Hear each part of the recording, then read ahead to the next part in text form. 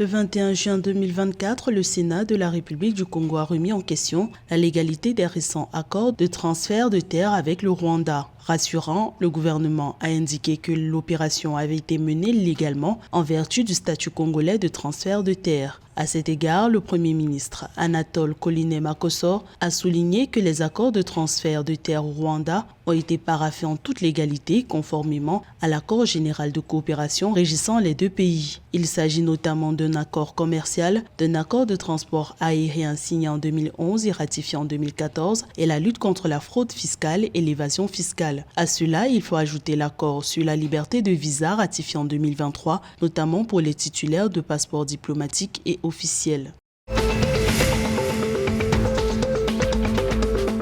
La Cour constitutionnelle de Sao Tomé et Principe a créé une commission chargée de contrôler les comptes des partis politiques selon des informations de médias locaux le 22 juin 2024. La tâche de ce comité composé de 3 membres et dirigé par Eugenia Tavares est de contrôler la comptabilité et les campagnes électorales des partis politiques santoméens. Pour la première fois sur l'archipel, la Cour constitutionnelle suit les dispositions des articles 23 et 25 de la loi numéro 9/2004 qui exige la création d'un comité ad hoc chargé du contrôle des activités politiques et des campagnes électorales. Les partis qui ne présenteront pas leurs comptes s'exposent à des sanctions pouvant aller jusqu'à leur dissolution.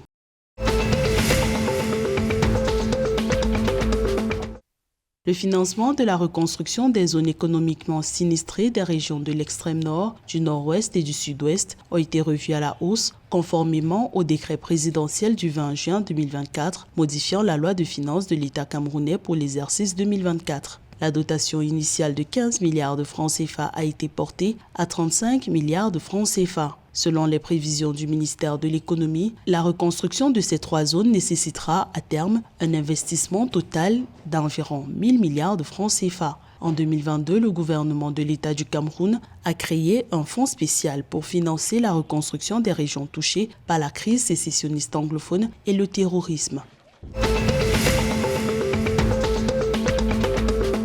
Le ministre centrafricain de l'économie, du plan et de la coopération internationale, Richard Filakota, a présidé le 20 juin 2024 à Bangui la session extraordinaire de l'Union des pays de l'Afrique centrale, l'UEAC. Richard Filakota et des délégations de ministres en charge de l'économie des pays membres de l'organisation sous-régionale ont examiné des projets de texte visant à faire avancer la réforme des instruments juridiques de la Communauté économique et monétaire de l'Afrique centrale, la CEMAC. Il s'agit du plan de réforme de la Commission, du règlement sur les marchés publics et du règlement sur les finances communautaires. L'objectif est de conduire à une gestion efficace et efficiente des ressources au sein du bloc communautaire.